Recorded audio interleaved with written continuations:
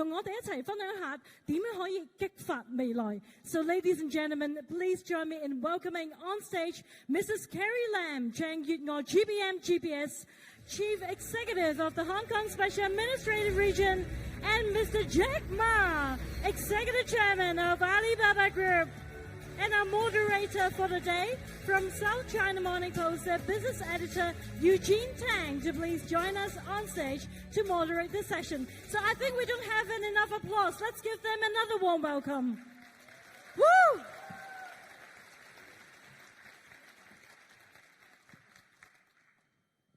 Thank you. Wow. There are a lot of very young faces in the crowd tonight. Well, startup companies like young people exist best in an environment where they are nourished by conditions like courage, determination, creativity, and if given those kinds of conditions, they can really thrive. So thank you very much for sacrificing your dinner for this light chat between Mrs. Lam and Jack. I promise you the next few minutes will be worth waiting for. Maybe to kick things off, we will put our special guest of honor in the hot seat by throwing her the first question for this chat.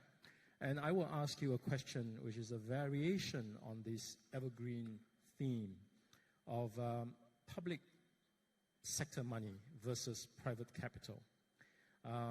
It goes that public money, taxpayers' money, along with the social obligation, along with constituencies' interests, can they compete with private capital that is motivated purely by profit in the nurturing of entrepreneurship and innovation? Well, first of all, thank you very much, Eugene. I'm already in the hottest seat in town, so I don't mind your question. Well, first of all, let me say that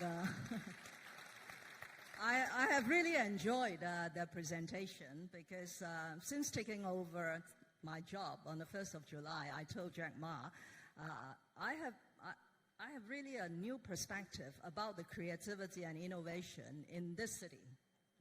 So I have visited quite a lot of innovative projects, startups in Science Park, Cyberport, and other places. And this evening, I have this experience of listening to even more wonderful and sophisticated startup presentations. That is why I said that we, as a public sector, also want to use some public money to kickstart and to promote more startup and innovation in Hong Kong. But as Eugene pointed out, using public money, which is taxpayers' money, does come with a lot of constraints because of the accountability, because of the rules and the regulations. Sometimes they are good, sometimes they are bad. But that's why I think some form of partnership between public and private will be ideal. For example, how much money, Nick Yang? We have an innovation venture fund, 2 billion. We have a 2 billion innovation venture fund, which is to partner with venture capital companies. If they find a good idea they want to pitch in, then we put in part of the fund to provide that project. So all the risk assessment thing will be done by the venture capital company, and we just put in the additional capital in order to turn that very good idea into reality. So I certainly like to have this sort of jump-starter program collaborated with the government so that we can achieve that sort of public-private partnership that I have been talking about. Thank you. Well, thank you, Mrs. Lam. A few opening remarks also by Jack. So, Jack, you are a Yangtze River crocodile. You are one of the most successful entrepreneurs in the world and a budding movie star. So you will...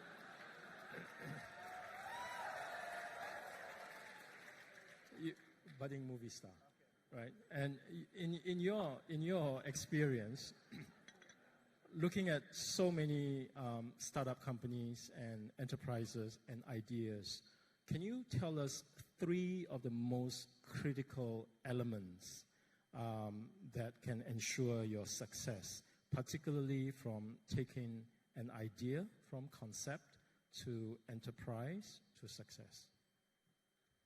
Yeah, thank you very much. I enjoyed the show and the pitch. Great. It reminds me that 18 years ago that we went out raising money from venture capitalists. Unfortunately, we were rejected by all the venture capitalists. We're still talking like that every day. I think the advice that I've got of three is, first, you should be optimistic. Always optimistic. A great entrepreneur is optimistic for the future. And you have to ask what problem you can solve and what the way, how you solve it that's different from the others, why you can do better than the others. Second is that you have to find a group of people working together with you. Those people believe the same vision. Those people coming to join you not because it's a job. This because